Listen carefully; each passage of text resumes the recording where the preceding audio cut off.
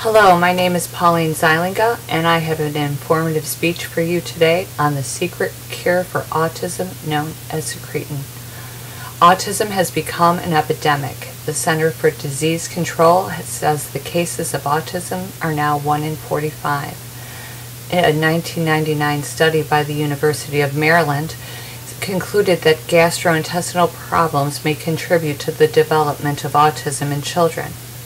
The accidental discovery of a cure.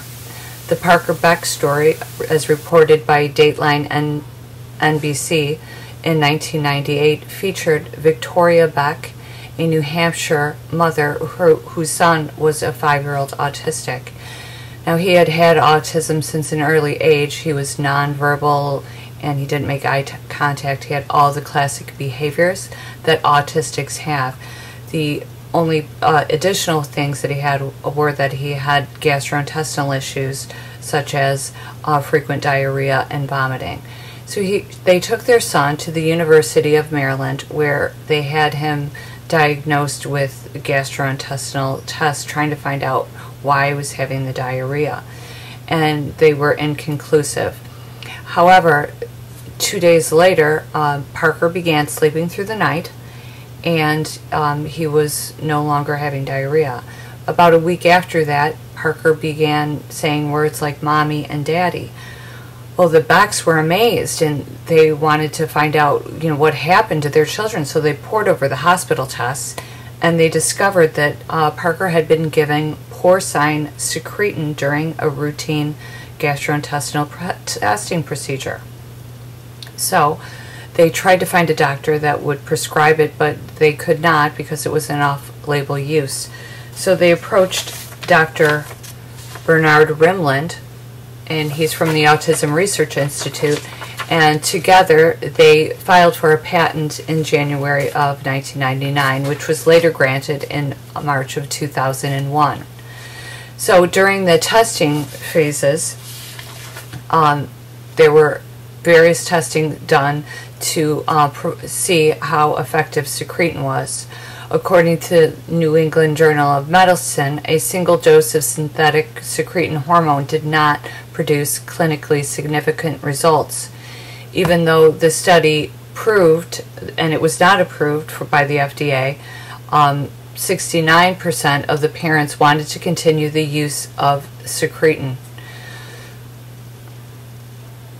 According to Dr. Rimland, the founder of the Autism Research Institute, approximately 3,000 children received secretin injections. Of these children, 70% showed significant results.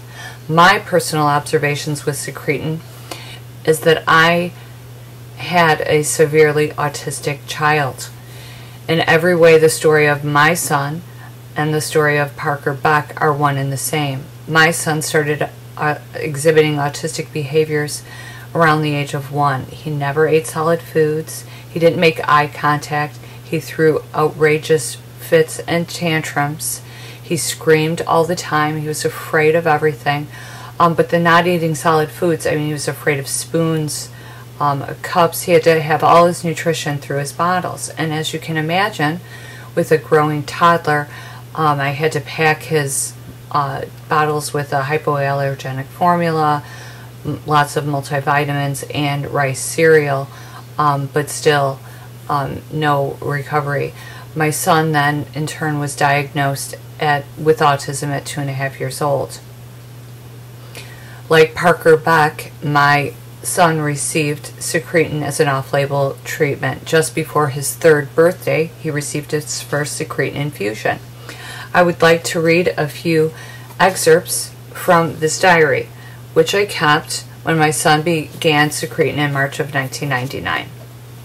So, Tuesday morning, March 9th of 1999, was the first 45-day infusion given at Dr. Mercola's office. He was in Schaumburg, Illinois. Tuesday evening, he sang Twinkle, Twinkle, Little Star with his older sister. By Wednesday, he sang the ABC song with perfect clarity. I asked him for a hug, and he ran and hugged me, and he gave me a big kiss, too. And then he asked me for a waffle in the afternoon. On Thursday, March 11th, he ate 4 waffles and he began asking for his food instead of a bottle, and he was talking now in complete sentences. By his third birthday on March 27th, he sang the happy birthday song. He was excited to blow out his candles. He had his first piece of birthday cake, and with each gift he reacted, "Oh, how great!" And he played with all of his cousins and his sister at this party, and then as everyone left, he said, "Goodbye and nice to see you." Like Parker Beck, my son received regular Secretin treatments, but they were topical, and they were mixed with DSMO, and that's how they were administered. They were administered every 4 days for 5.5 years until Secretin was no longer available. And for the last while, the last several years, we were obtaining it from Japan. So there were many teachers and doctors and therapists who got to observe my son as he made this transformation, including my daughter's doctor. This is Dr. Blondis. He was then head of neurodevelopmental pediatrics at the University of Chicago, so he was a pediatric psychiatrist. He was treating her for ADHD and learning disabilities. He also treated autism, but he wasn't my son's doctor. So we would bring my daughter in every 3 months or so for updates to see how she was doing, and my son would be there at these appointments. And at first, Dr. Blondis noticed a very unruly, hard to deal with screaming child who's always pulling on us to leave. But after the Secretin infusion, even Dr. Blondis noticed a difference, and he said, "May I ask, what treatments are you using with your son?" And I was happy to tell him. I said, "Secretin, it's a miracle cure. Have you heard of it?" He said, "Not only have I heard of it, we tested it here.